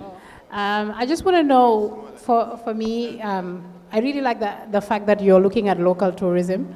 How much would it cost me a lot less using your platform than going directly to the hotels? That is one. And secondly, have you calculated the cost of acquiring one customer and what is the profit margin? Yes, we have. So it is actually going to cost you a lot less to book with us than going to the hotels in two ways. One is convenience. Convenience is cost. That's one. You can sit in your bedroom or on your living room, whatever, and make a booking and have your booking confirmed directly than having you go there, drag your suitcase up to the hotel room, and then you want to make a booking there. The other one is, part of our policies and agreement with the hotels is, we need to have either an equivalent rate or a rate that is smaller on our platform than on your receptions. But there is another way that we're going to go about it. That is, for all the hotels that are going to be on our platform, we are going to cut 2% less. Why? That is our own way of making sure that the properties that are going to be on our platform are going to be way less. How are we going to do this? We have 10% that the hotels are supposed to pay to us. Out of the 10%, we are taking 2% and giving it back to you as the customer. This is just to make sure that we have less waste on our platform at all costs. Okay, you have 10 seconds to go. Now, just one last question. How do you acquire the hotels? Sorry? How do you acquire your clients? How do I Get your clients. How do I get the clients? Yeah. Like I told you, like I answered, social media, through social media marketing. We live in a global village. There is no place that's far currently. There is no one that you cannot get. So how we many run targeted ads. How many hotels actually did you convince in the Gambia to use your platform? Sorry? How many hotels in the Gambia did you convince to use your platform? Right now? Yes. We have 5 hotels and still counting. We have not even yet done our official launching. We will do our official launching in December. The platform is ready, and we have some hotels that are already signing And out up. of those 5, what is your revenue at this time? Sorry? At this point, what is your revenue out of those 5 hotels? We have not yet launched.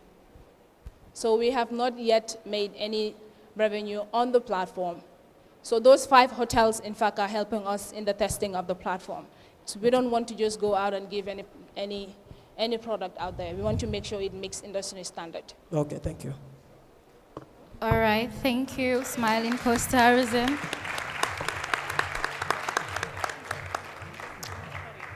Up next, I would like to call on Rico. Present, you are needed at the backstage, please. Thank you.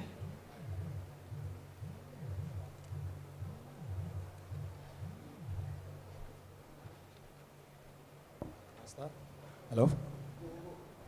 All right, thank you very much. Hello, assalamu alaikum. My name is Sankung, and today I'm here to present to you about my Wiko idea, that is the adventure. Do you know that kids spend 2,904 minutes on a week on their screen devices? And this will translate to 7 hours per day doing unproductive work and causing their life, basically. So I've seen this every day because I'm a teacher, and I've seen my students suffer from impaired cognitive. They lack focus in class, they can't retain memory because of the screen effect, side effect. They're all wearing glasses, depression, poor immunity, obesity, and sleep deprivation. The list goes on and on and on. The solution is very easy. All they're trying to do is have fun. So give them an adventure.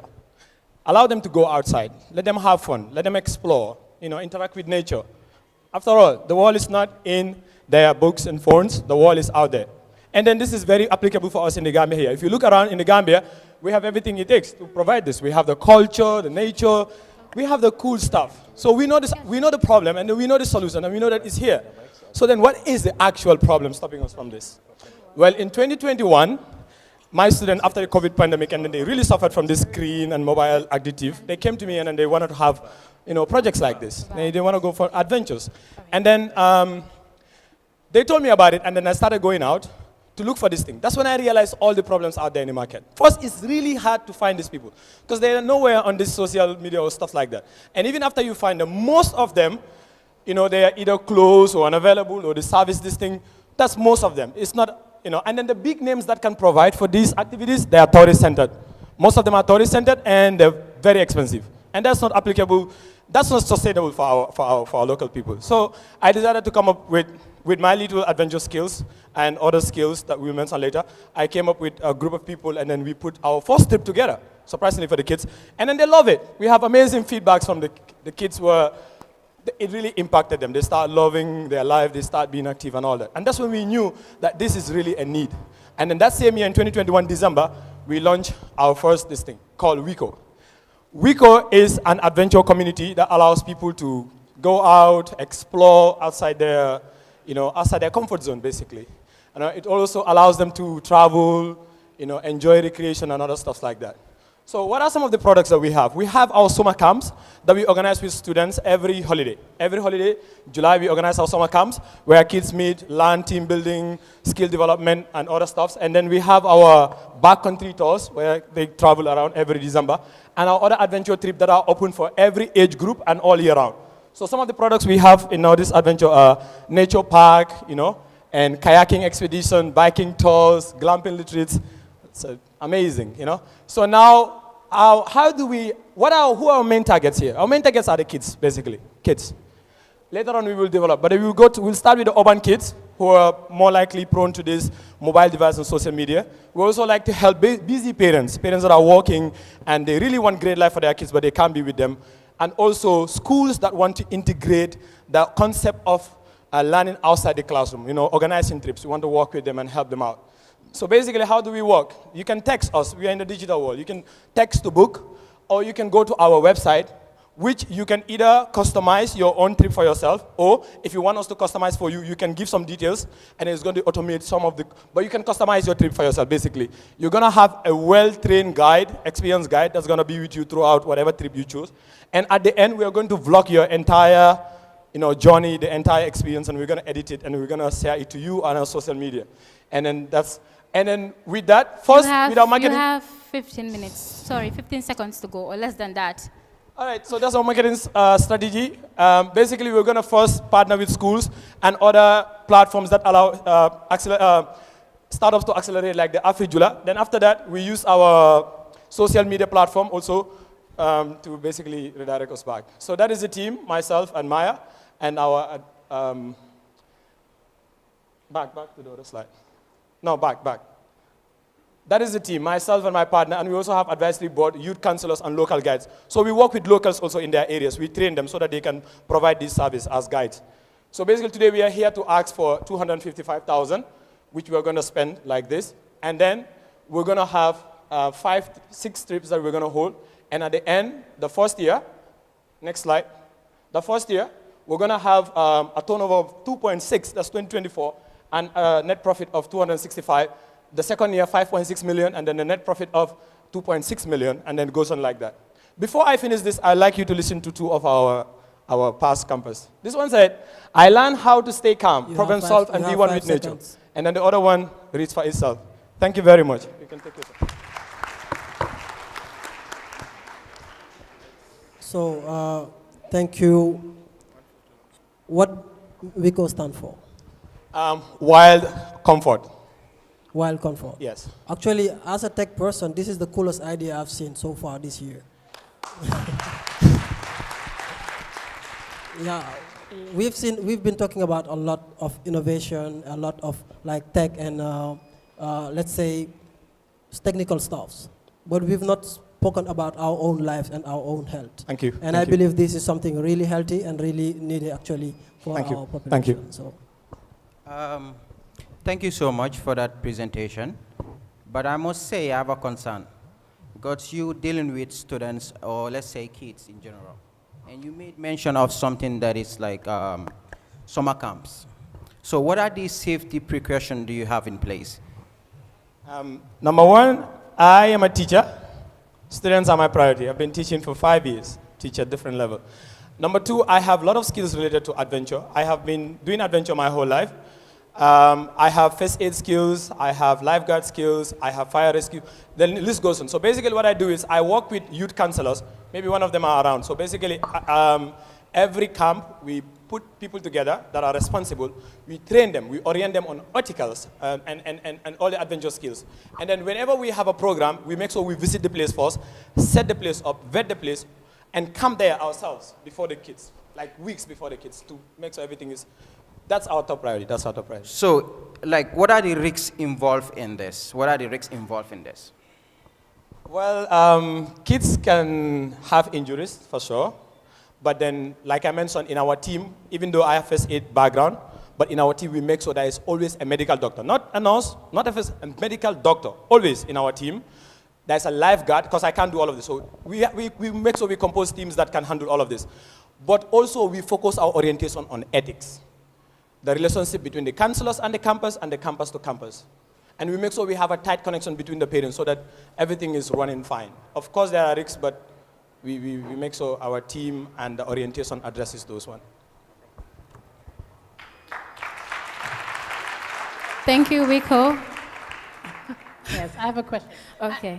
My daughter has actually used your services. So yes, so it exists, and she really enjoyed it. But you've had challenges. Can you tell us what those challenges are? Have you had any challenges? Yes. Okay. Sometimes we're in Africa, and then the weather forecast is not very reliable. So sometimes you plan for a trip this way, and then it turns out that way. For example, I remember the last The other trip was in the rainy season. We didn't anticipate for the rain. We had to go kayaking, and then the rain came, and then, you know, it was just so. So those are some of the environmental factors. But then we want to have a special budget to go into that, to study forecast and all that. And also ethics also. We also had ethical issues with even our councillors, but we addressed that really well. Yes, of course. Okay. And then my other, what are the skills that the children are actually getting from this? That's one. But also, how are you going to now balance being a teacher? You're one of the best science teachers they have in that school. Are you looking at quitting your job? What's the future like? So some of the things that they're learning is basically, some of these kids, they have never done some of these activities. This is the first time they're doing. We see kids plunging into the water, and then they get confidence. We see kids swimming across the river. Yes, that I've never even actually touched. So they're actually congruent. But more than that, we do art projects, you know, skills arts project. We do team building. We do gardening, you know, to love nature and build all of that. And then we also do public speaking, it's vast. And also for kids that are facing, we've had kids that are about to take their exam and then they join our camp, and we organize special classes for them on those subjects. So, yeah. Still going to remain a teacher? That's my question. Yes, I'm going to remain a teacher because I see that teaching and doing this adventure is the perfect match. If I really need to help the students, I really need to understand them from the school level. Because I am in the school, I know the system, and because of that, I am able to tell what is not going well, and I can implement that in my camp. This is something I want to do. I want to continue teaching and do this. How do you make money out of this? So basically, right now, our main source is the service fee. We also have our brand clothes that we sell to kids during camps and other stuff, but we don't make much from that. So it's basically on our service fee. So if you look at, let's say, a typical service will be our road trip. As I speak to you on Saturday, I'll be having another trip. I'll be taking another trip, road trip. So basically, we have people coming over and say, we want to join this road trip, and let's say a road trip will cost 1,800 for one person, and let's say 8 people are booking as a this thing. So after the thing, we have a, yeah. Okay, so I really like the clamping idea, because someone like me, like, it has to be a glamorous camp, right? And also it has to be safe. Maybe you can briefly talk about that, about what do you mean when you say clamping retreats? Basically, some people, they want to go out and be close to nature, but they don't want all the hassle of the camping, the campfire, sleeping. You have on 20 the floor seconds and all remaining. that. They want to still be with nature, but still having their glamorous setting. So here you can live like you're in a house, but actually when you go out, you're in nature. We will set up everything for you, lighting, everything. That's more like Let's have a quick one as well. So you talk about you need $250,000. So is this as an investment or a loan? What sort of investment are you looking at? Equity? Are you looking for an angel investor? What are you looking for? I'm looking for investment, not loan. I'm looking for investment, $255,000. And yeah, I'm looking for investment. And I will welcome anybody that wants to join. We will give you a share if you can give us this investment to actually propel. Because we've actually launched the first phase, that is having this basic tour, but we have more ahead if we will need this investment, really. Okay, thank you, Wiko. Thank you very much, thank you.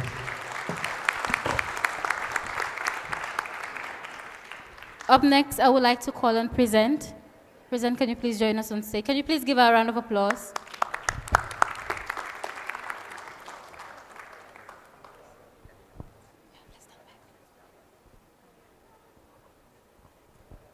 Hi, my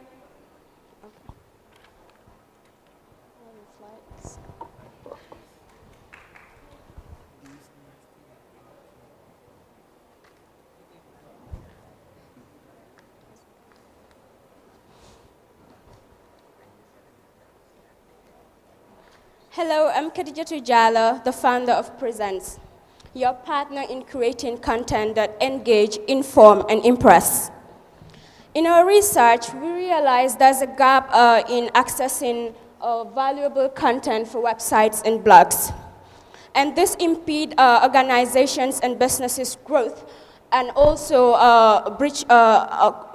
their communication, to be able to communicate with their audience effectively.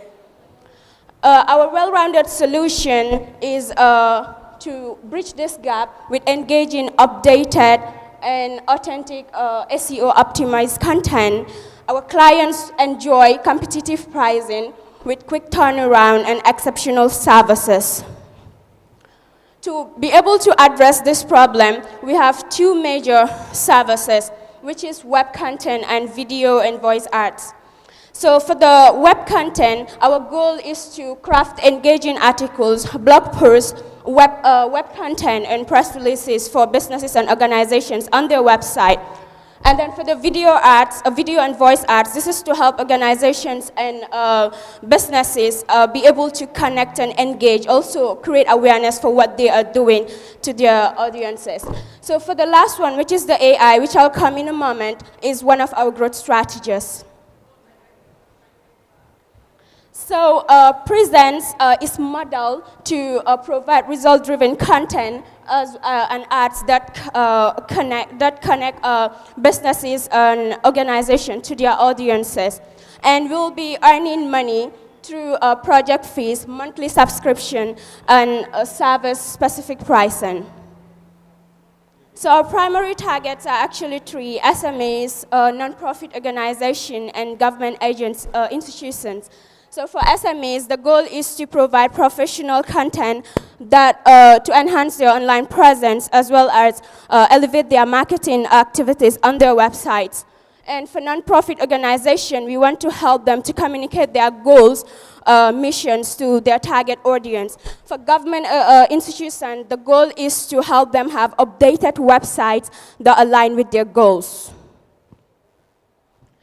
So Presence currently have two paying clients, and we started last month. And calculating our revenue, like our revenue projection, we project in year one to have a revenue of 500,000 with a profit margin of 30%. In year two, we project to have a revenue of 900,000 with a profit margin of 39%. And year three, we project to have a profit margin, a revenue of 1.4 million, 1,400,000 with a profit margin of 46.43%. And we will be connecting or attracting customers through online platforms, networking, content marketing, as well as social media. So our online platform will be our website, and then networking, creating partnership with other institutions that are in line with our goals, as well as building connections with our clients. And through, so Presence is aims to be ahead of or in line with emerging technologies. In that regard, we plan to establish or develop an AI model that will be tailored to provide local content for Gambian businesses, as well as translation in our three major local languages, which is Fila, Mandinka, and Wolof. And in 2025, we want to diversify our services so that we will embrace emerging technologies, as well as cater to the needs of our audiences. And in 2026, we'll be looking at opportunities to explore other markets outside of the Gambia. You have 20 seconds so, left. 20 seconds left. Okay, so writing is something that I've been doing since childhood, and in 2021, I decided to go into it as a career, and I've worked with two agencies that availed me the opportunity to really work with different industries. And so in that regard, Presence is committed to fostering a culture of excellence in providing content creation in the Gambia for effective communication with affordability. Thank you. Thank you.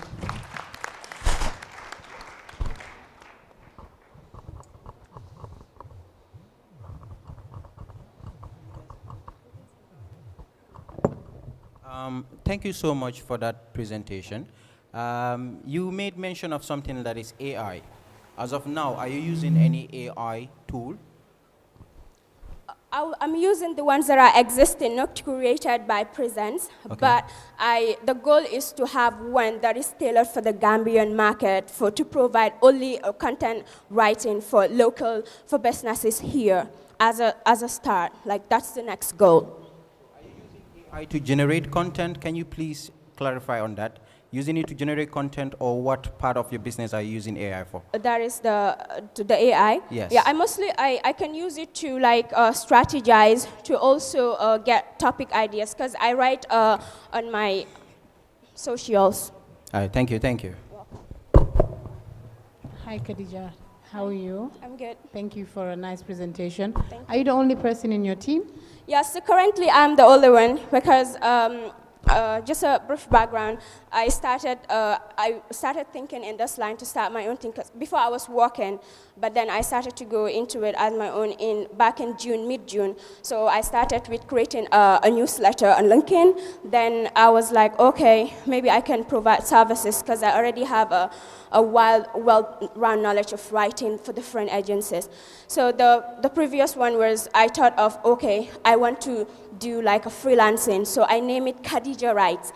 But then through a lot of consultation and coaching, I was told to like change the name and to also like formalize it. So the two current clients I already have, they came under Khadija Writes. So Presence is just the name that I'm bringing on board right now. Okay, so you started since June, you're saying? No, the June, I was just doing content writing, just to write and advertise, like as a freelancer, not like a business. Yeah, so you started offering services when? So I got my first client in September. The first and second. So I just wanted to know what's been your revenue since you started. So the one client, we have a 3-month contract where they pay me to do a service, and the other one, it was like a one-time thing. I wrote articles for them. So currently I have a revenue of like 500,000 after, because I'm the only one and I don't get a month. Yeah. 500. Sorry, 5,000. I mean dollars. You have $5,000. Dollars. Is that yes. your net? Yes. Because I don't have a lot of, we have a lot of social, you can use AI, you can use this. So right now, because I'm the only one, I'm not using a lot of Sure, so you showed some projections there. Yes. So what are your targets to say by the end of the year or after year one, how many clients should you have? So I'm targeting to have like around like 10 to 15 clients. That will include both permanent and those that want on and off like services. Maybe they just need something to be quickly published on their website or updated, or just a quick article or a blog post to. Okay, and then you have a lot of freelancers offering similar services to what you're offering. Yes. What sets you out from them, and who are your main competitors? So what I'm doing is this. I'm focusing on website content, and yes, you have a lot of freelancers that are offering it. But in what we're doing is to be able to help like local businesses access their customers. And our competitors are quite a lot, like you have other agencies, but then they have social media and other services. For us, we are only focusing on currently web content, and then the ads. The ads is more like to generate revenue, as businesses can really do ads at a very affordable prices, and that's like a income generation for us while we build the brand. Okay, we have 1 minute left. Yes, Khadija, thank you so much for that presentation. I'm also into content creation, and I'm very proud of you for doing this. But as Georgia asks, what is your competitive advantage over everyone that's in this field, right? I know it's just you. What are your plans in terms of growing, your business over the next year or so? Because we know that creating content is not just about the writing. It's about where you're posting it, who your target audience is, what time, what the content says, what are you trying to sell, and so on and so forth. So since it's just you on your team, how are you, what is the goal or aspiration in terms of getting more members on your team? How are you planning on growing Presents? So currently, my 3 months goal for this is first to set up all my sites, make sure that my website is, I've started building it, to make sure it's all set, all my social medias are set, while I work with the 2 clients that I have. And then after the 3 months, the next stage will be to, because I'll still be advertising, doing content marketing on my site, and I will also be like networking, because you can, I don't believe in doing it alone. There are other like marketing agencies that are here. So as I'm focusing only on the web content, how can I network or partner with them so that we'll be able to do it in a way that it will benefit like both. And the next, as I said, the next stage is to be able to bring up like an AI model that will be tailored to local content for the Gambian market as a start. Say tailored AI content tailored specifically to the Gambian market. What do you mean specifically? Are you saying, are they writing in local languages? What is happening in that sense? I need you to. So this is the goal right now, is to be those content. Yes, we'll provide them in English, but then we also have businesses that are operating and they're doing well, but they are into the local language. And so even if they like market to their people in English, and some of their audience are into the local language. So how can we bridge this gap to be able to like, it will be more on voice and videos for the like that local thing. And then we'll also like the English part will be just a combination of all of them to work together. That's how like thinking right now. Okay, thank you, Khadija, and good luck. Thank you. Thank you, Present.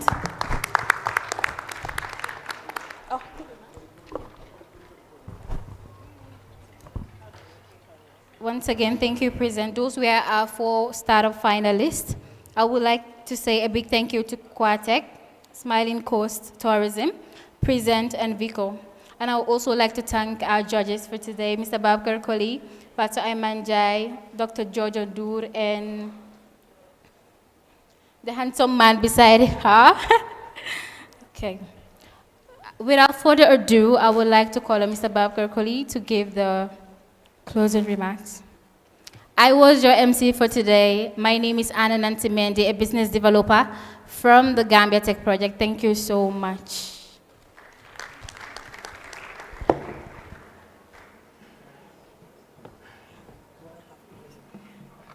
So thank you, everyone. We will just take the time to let the next activity take place. So we will just reunite with the judges and find out what are the different prizes and what are the different winners we have today. So thanks for everyone, and thanks to our judges as well.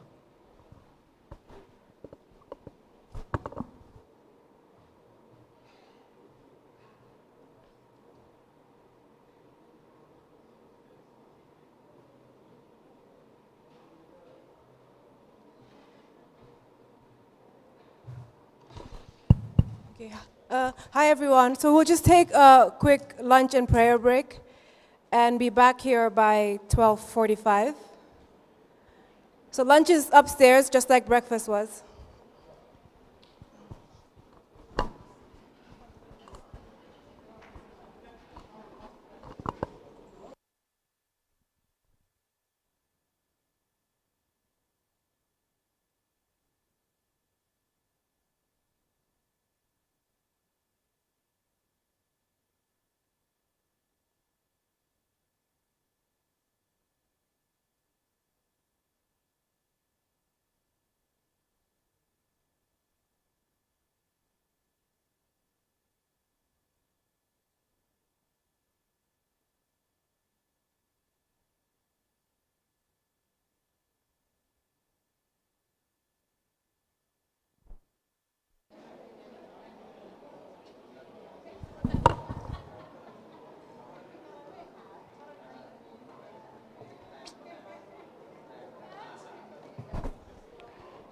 Can we have Present Wiko Quatec and Smiling Coast to take a group picture with the judges, please.